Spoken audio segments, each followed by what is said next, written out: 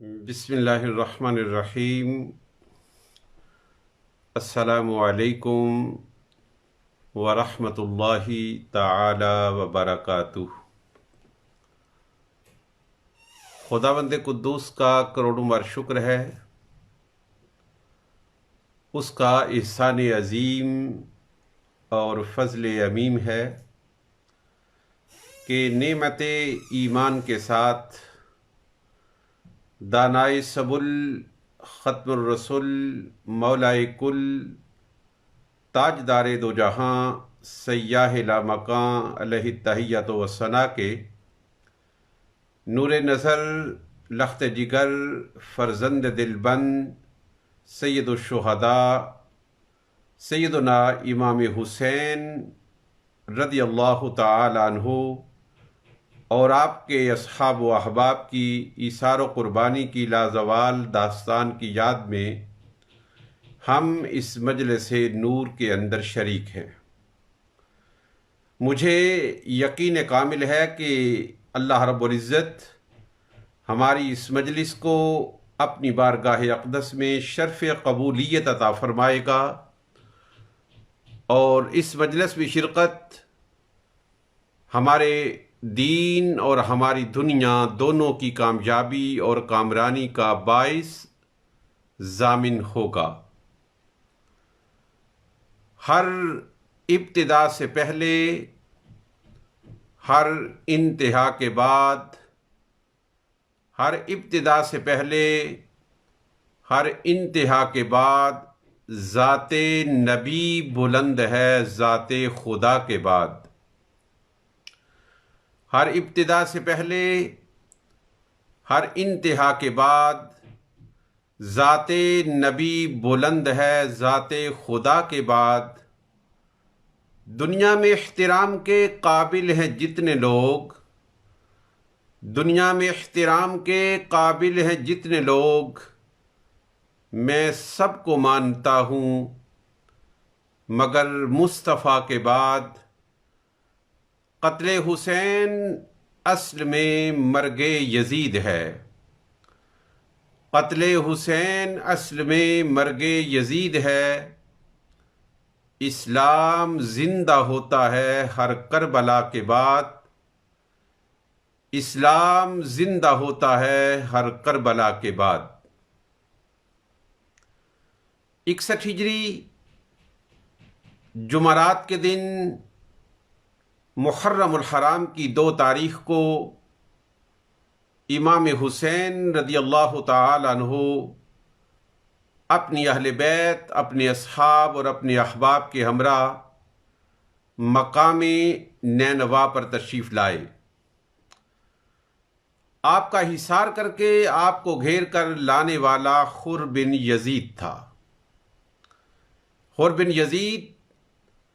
اہل بیت سے محبت رکھنے والا شخص تھا، اور یہ حضرت امام حسین رضی اللہ تعالی عنہ کو گھیر کر اور مکۃ المکرمہ اور مدینۃ المنورہ سے واپسی سے روک کر کوفہ کی جانب تو لا رہا تھا، اور لانے کا سبب جو تھا وہ عبید اللہ ابن زیاد کی سفاکیت اور بربریت تھی۔ اسے معلوم تھا کہ اگر میں نے عبید اللہ ابن زیاد کے حکم کو نہ مانا تو وہ سفاکیت اور بربریت کی انتہا کر دے گا، مگر دل کے اندر امام حسین رضی اللہ تعالی عنہ خاندان نبوی اور اہل بیت مصطفیٰ علیہ التحیۃ و ثنا کا ادب بھی رکھتا تھا اور احترام بھی رکھتا تھا۔ نمازیں اپنی نہیں پڑھتا تھا، بلکہ امام حسین رضی اللہ تعالی عنہ کی اقتداء میں ہی اپنی نمازیں پڑھتا تھا۔ اسے اس امر سے بے خبری تھی اور یہ نادان تھا، اور اسے نہیں معلوم تھا کہ اس کارروائی کا انجام کیا ہونے والا ہے۔ یہ سیدنا امام حسین رضی اللہ تعالی عنہ اور کے مدینۃ المنورہ اور مکۃ المکرمہ جانے سے رکاوٹ بنا، اور اس نے کہا 2 ہی صورتیں ہیں، یا تو آپ کو اعلانیہ یزید کی بیعت کرنی ہوگی یا عبید اللہ ابن زیاد کے پاس جانا ہوگا۔ اس نے امام حسین رضی اللہ تعالیٰ عنہ اور آپ کے اصحاب و احباب، آپ کے اعزاء و اقرباء کو واپس جانے سے روک دیا۔ یہ گھیر کر اور حصار کر کے اہل بیت نبوی کو اور احباب و اصحاب سیدنا امام حسین رضی اللہ تعالیٰ عنہ کو سوئے کوفہ لا رہا تھا۔ میں نے عرض کیا کہ 61 ہجری تھی، جمعرات کا دن تھا، 2 محرم الحرام تھی کہ یہ دونوں فوجیں مقام نینوا پر فروکش ہوئیں۔ مقام نینوا پر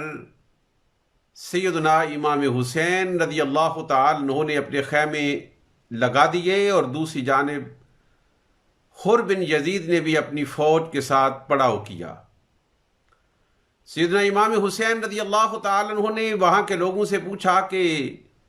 اس جگہ کا نام کیا ہے، اور آپ کو وہ فضائیں، وہ ہوائیں بڑی مغموم، بڑی اداس، بڑی پریشان اور بڑی نمناک نظر آ رہی تھیں۔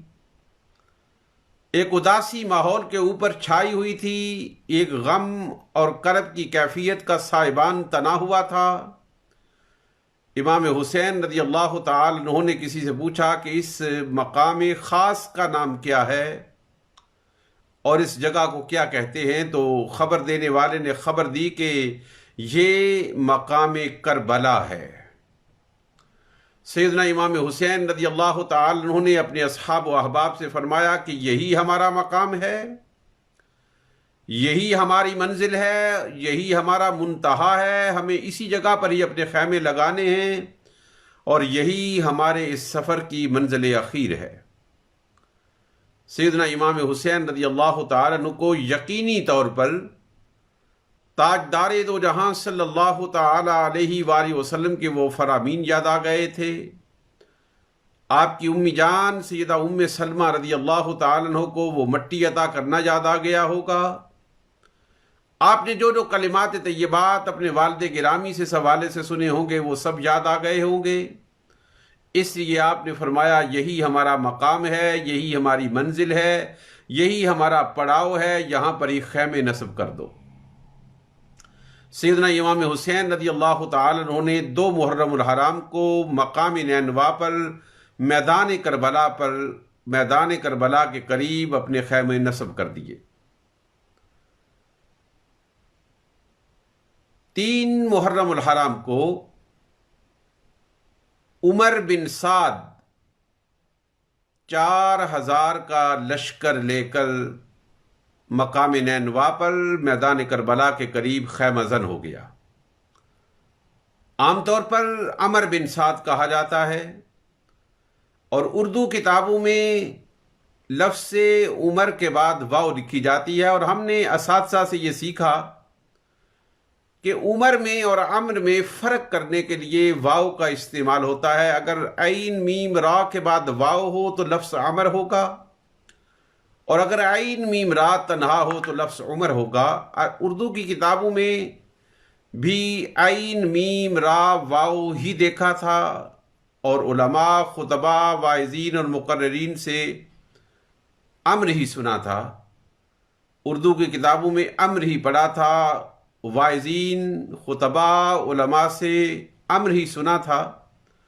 مگر گزشتہ برس جب مجھے اس امر پر اشتباہ پیدا ہوا تو میں نے بہت ساری کتب کو دیکھا،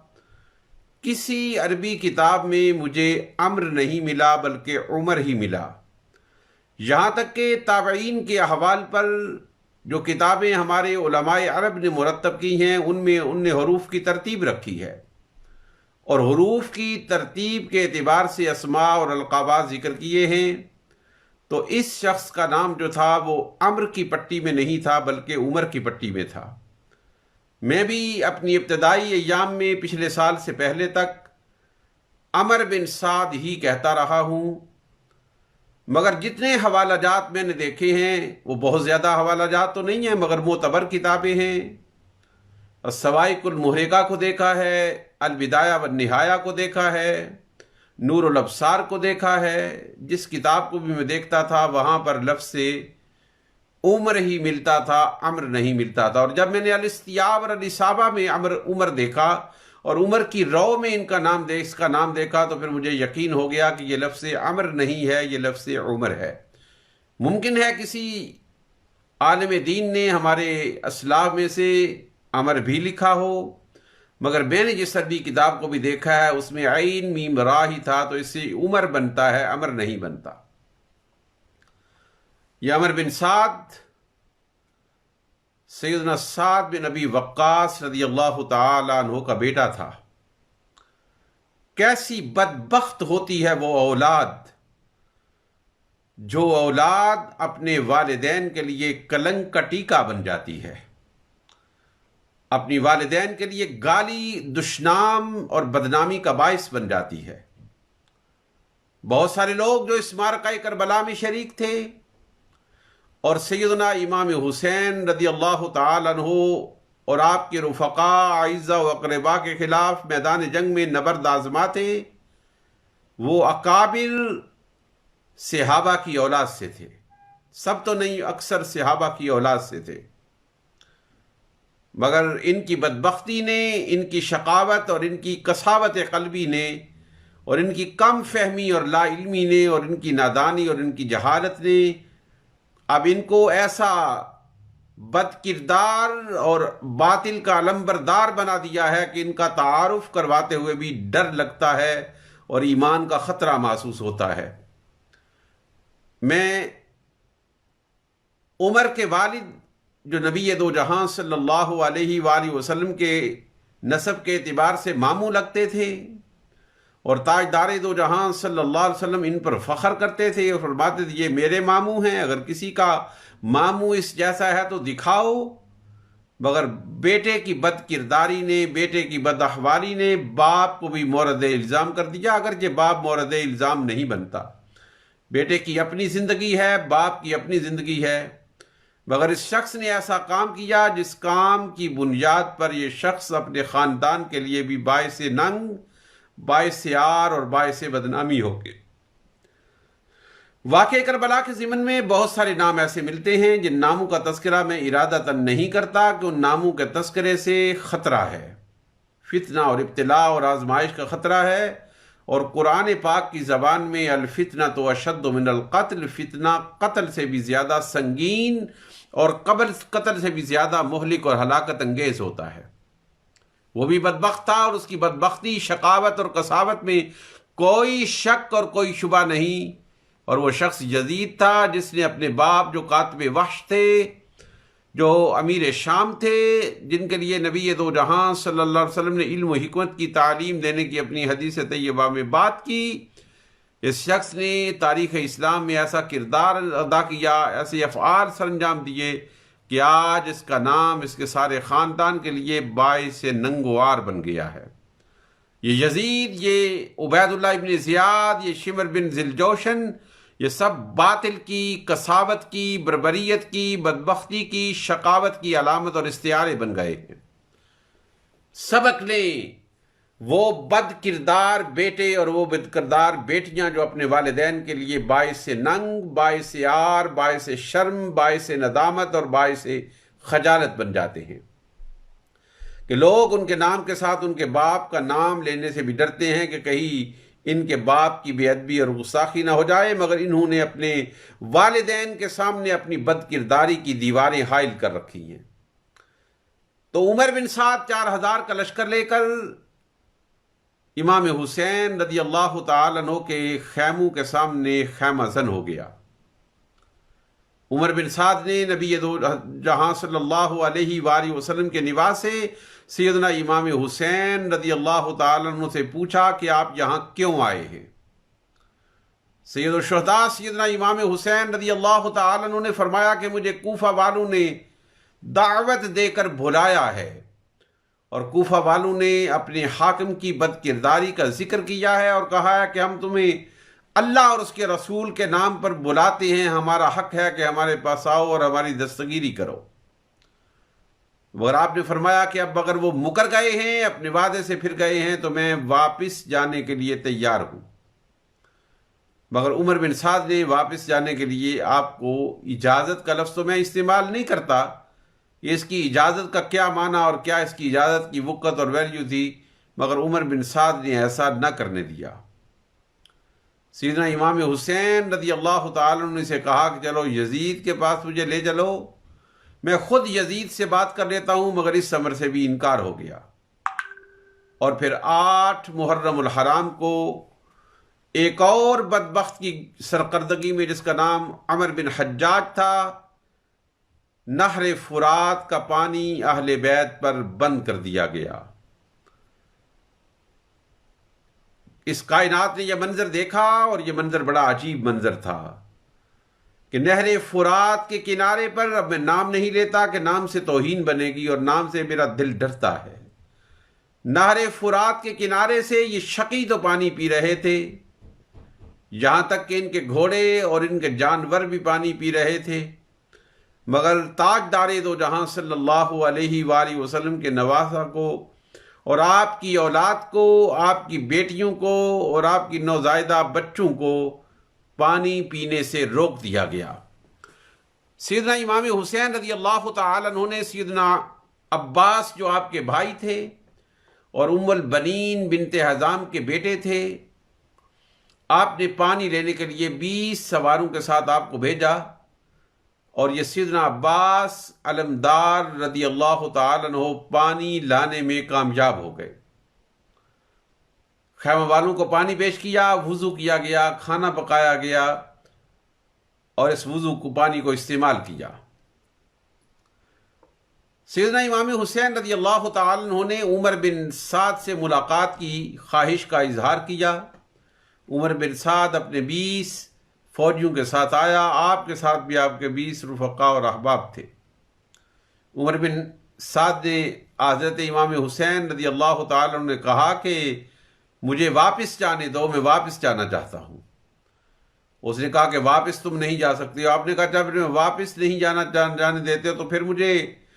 دہلم کی طرف جانے دو، وہاں پر مجاہدین اسلام لڑ رہے ہیں، میں اس فوج کے ساتھ شریک ہو جاتا ہوں۔ مگر اس شخص نے ایسا بھی نہ کرنے دیا۔ سیدنا امام حسین رضی اللہ تعالیٰ نے کہا مجھے پھر یزید کے پاس لے جانے دو اور اس سے مجھے خود بات کرنے دو۔ اس نے ایسا کرنے سے بھی انکار کر دیا۔ تب سیدنا امام حسین رضی اللہ تعالیٰ نے اس کو ڈرایا، اور اس نے کہا کہ اگر میں نے عبید اللہ ابن زیاد کی بات نہ مانی تو میرے گھر کو مسمار کر دیا جائے گا۔ آپ نے فرمایا تیرا گھر میں بنوا دوں گا۔ اس نے کہا میری جائیداد کو ضبط کر لیا جائے گا۔ آپ نے فرمایا تیری جائیداد میں مکہ اور مدینہ المنورہ میں اپنی جائیدادیں تیرے ہاتھ میں دے دوں گا۔ مگر اس نے بہر صورت انکار کیا اور کسی صورت بھی راضی نہ ہوا، مگر دل کے اندر وہ سوچ رہا تھا کہ یہ اچھی تجاویز ہیں، کیونکہ اس نے جس کے ساتھ بھی مشورہ کیا اس نے ان کو مشورہ دیا کہ تم کسی صورت بھی سید الشہداء سیدنا امام حسین رضی اللہ تعالیٰ عنہ سے جنگ کرنے کا نہ سوچنا، کہ اس وقت جو شخصیت تاجدار دو جہاں صلی اللہ علیہ وسلم کے سب سے زیادہ قریب ہے وہ سیدنا امام حسین رضی اللہ تعالیٰ عنہ کی ہے۔ اس نے یہ تینوں شرائط جو سیدنا امام حسین رضی اللہ تعالیٰ عنہ نے عمر بن سعد کو پیش کی تھی کہ مجھے واپس جانے دیا جائے، مجھے یزید کے پاس جانے دیا جائے، یا مجھے مجاہدین کے پاس جانے دیا جائے، تینوں شرائط اور تینوں یہ تجاویز عمر بن سعد نے عبید اللہ ابن زیاد کی طرف بھیج دی تھی، اور عبید اللہ ابن زیاد بھی اس قتل ناحق کو اپنی گردن پر نہیں لینا چاہتا تھا۔ وہ بھی حضرت امام حسین رضی اللہ تعالیٰ عنہ کے خون سے اپنے ہاتھ نہیں رگنا چاہتا تھا، مگر اس کے دربار میں ایک اور شقی شخص بیٹھا تھا۔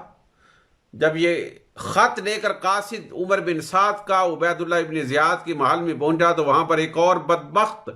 قبیح صورت بدبخت انسان بیٹھا تھا، جس کو تاریخ شمر بن ذل جوشن کہتی ہے۔ بھدا تھا، بدصورت تھا، کتے جیسی اس کی شکل تھی، چتکبرے نشان تھے اس کے بدن پر۔ یہ کھڑا ہو گیا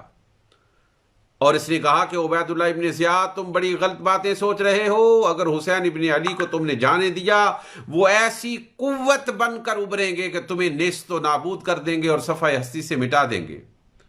اگر ایک بار وہ تیری گرفت سے نکل گئے تو وہ تمام روئے زمین کے اہل ایمان لوگوں کو اپنے ساتھ ملا کر تیری نسلوں تک کا نام مٹا دیں گے۔ اب بہتر موقع ہے کہ ان سے کہیں کہ یا وہ اعلانیہ یزید کی بیعت کر لیں، وگرنہ وہ لڑنے کے لیے تیار ہو جائیں، اور اگر عمر بن سعد جو رکاوٹ بنتا ہے تو مجھے امیر لشکر مقرر کر دو۔ اس کی جگہ پر میں لشکر کی کمانڈر ان چیف کرتا ہوں۔ عبید اللہ ابن زیاد اپنی بات سے پھرنے ہی والا تھا کہ اس شخص کو جہنم کے کرانے پر کھڑا کر دیا، اور عبید اللہ ابن زیاد نے شمر بن ذوالجوشن سے کہا کہ جاؤ اور عمر بن سعد سے کہو کہ اگر تم جنگ کرنے کے لیے تیار ہو تو ٹھیک ہے، اور اگر وہ نہیں مانتا تو اس کا سر قلم کر کے میرے پاس بھیج دو اور فوج کی سپہ سالاری کا عہدہ خود قبول کر لو۔ عبید اللہ ابن زیاد کا جب یہ خط لے کر شمر ذوالجوشن عمر بن سعد کے پاس پہنچا تو وہ شخص ڈر گیا، اور رے کی حکومت کے لالچ میں اس نے سیدنا امام حسین رضی اللہ تعالیٰ عنہ اور آپ کی فوج پر حملہ کرنے کا حکم دیا۔ یہ وقت تھا تقدیر بدلنے کا حر بن یزید کی۔ اللہ اکبر۔ تاجدار دو جہاں صلی اللہ علیہ وآلہ وسلم کے ایک فرمان عالی شان پر اپنی بات کو ختم کر رہا ہوں۔ میرے آقا نے فرمایا، بسا اوقات ایک شخص ساری زندگی جنت والے کام کرتا رہتا ہے، مگر آخری وقت میں وہ ایسا کام کر جاتا ہے کہ وہ جہنمی بن جاتا ہے۔ اور بہت سارے لوگ ایسے ہیں کہ ان کی زندگی کے اعمال اچھے نہیں ہوتے، مگر وقت اخیر ان سے ایسی توبہ کا وقوع ہو جاتا ہے جس توبہ کی بنیاد پر اللہ رب العزت ان کی دنیا بھر کے گناہوں کو معاف کر دیتا ہے اور اپنی جوار رحمت میں جگہ دیتا ہے۔ حر بن یزید وہ خوش نصیب تھا جو یزید کے لشکر سے امام حسین کے لشکر کی طرف چلا گیا، اور شمر ذوالجوشن اور عمر بن سعد باوجود اس کے کہ سیدنا امام حسین رضی اللہ تعالیٰ عنہ کے یہ دور کے رشتہ دار نہیں تھے بلکہ قریب کے رشتہ دار بن گئے تھے، اس کے باوجود شقاوت ان پر غالب آ گئی اور یہ فی النار ہو گئے۔ شمر بن ذوالجوشن نے عمر بن سعد کو سیدنا امام حسین رضی اللہ تعالیٰ عنہ کے خلاف جنگ کرنے پر آمادہ کر دیا، مگر یہ بات کائنات نے بتا دی کہ قتل حسین اصل میں مرگ یزید ہے۔ اسلام زندہ ہوتا ہے ہر کربلا کے بعد، عبید اللہ ابن زیاد ہو، یزید ہو، شمر بن ذوالجوشن ہو، عمر سعد ہو، یہ جتنے لوگ اس بدکاری میں، اس بد کرداری میں شریک ہوئے، ان کے نام آج گالی کے طور پر استعمال ہوتے ہیں، ظلم، بربریت، سفاکیت کا استعارہ بن گئے ہیں، وگرنہ کوئی صاحب ایمان ان لوگوں کی بات نہیں کرتا۔ اللہ رب العزت کی بارگاہ اقدس میں دعا ہے کہ پروردگار عالم اس مجلس نور کو اپنی بارگاہ میں شرف قبولیت عطا فرمائے، جو مجھ سے فروغ گزاشتے ہوئی ان کو معاف فرمائے، جو حق بات کہی ہے اس کو قبول فرمائے، اور ہمارے اس پروگرام کو ہمارے لیے دنیا اور آخرت میں کامیابی اور کامیابی کا زینہ بنائے۔ اللہ تعالی ہمارے ایمان کو سلامت رکھے۔ ہماری بہنیں، ہمارے بھائی جو سیدنا امام حسین رضی اللہ تعالیٰ عنہ اور آپ کے رفقاء و احباب کے ایصال ثواب کے لیے عطیات پیش کر رہے ہیں، اللہ رب العزت ان کو بھی سلامت رکھے، ان کے دین و دنیا کو آباد رکھے۔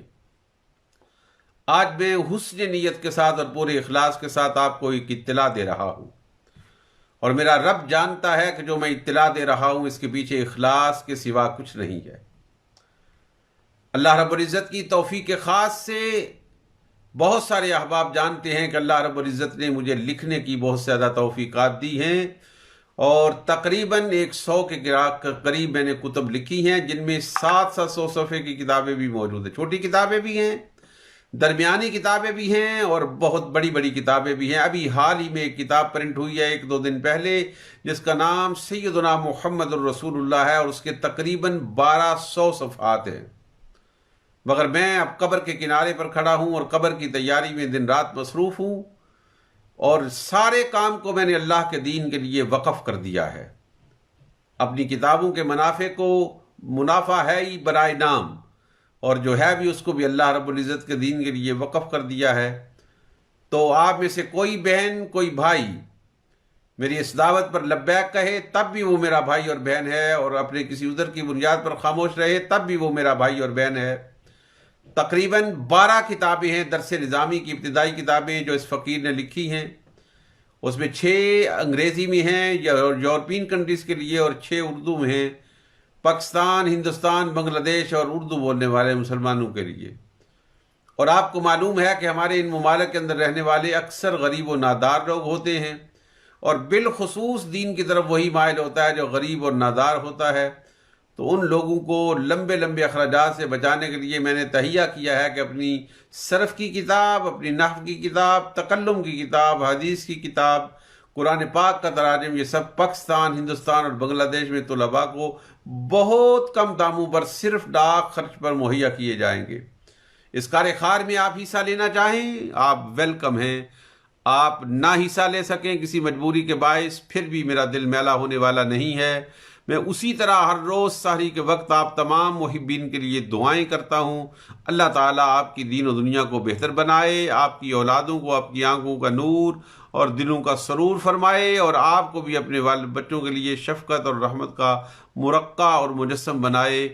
اللہ رب العزت ہم سب کو ایمان والی زندگی، ایمان کے ساتھ موت اور کلمہ شہادت عطا فرمائے۔ اللہ رب العزت ہم سب کا حامی و ناصر ہو۔ لی خمسۃ نطفی بہا حر الوباء الخاتمہ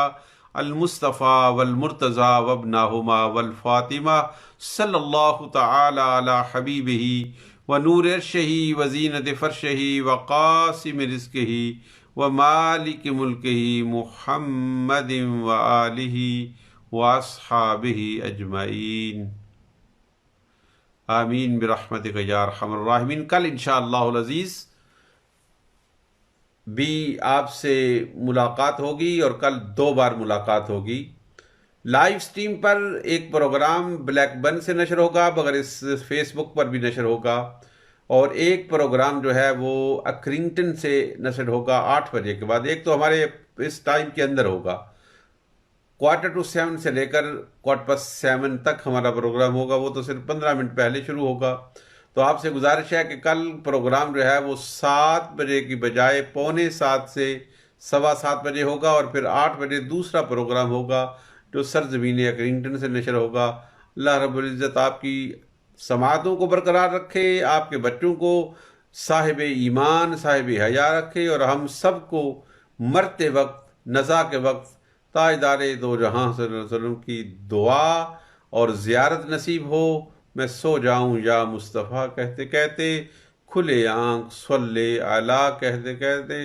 عزت ہر ابتدا سے پہلے، ہر انتہا کے بعد، ذات نبی بلند ہے، ذات خدا کے بعد دنیا میں احترام کے قابل ہے جتنے لوگ، میں سب کو مانتا ہوں مگر مصطفیٰ کے بعد قتل حسین اصل میں مرگ یزید ہے، قتل حسین اصل میں مرگ یزید ہے۔ اسلام زندہ ہوتا ہے ہر کربلا کے بعد، اسلام زندہ ہوتا ہے ہر کربلا کے بعد۔ کل تک کے لیے اجازت چاہتا ہوں۔ اللہ رب العزت نے توفیق، زندگی اور صحت عطا فرمائی تو کل 6:45 بجے دوبارہ آپ سے ملاقات ہوگی۔ السلام علیکم ورحمۃ اللہ تعالی وبرکاتہ۔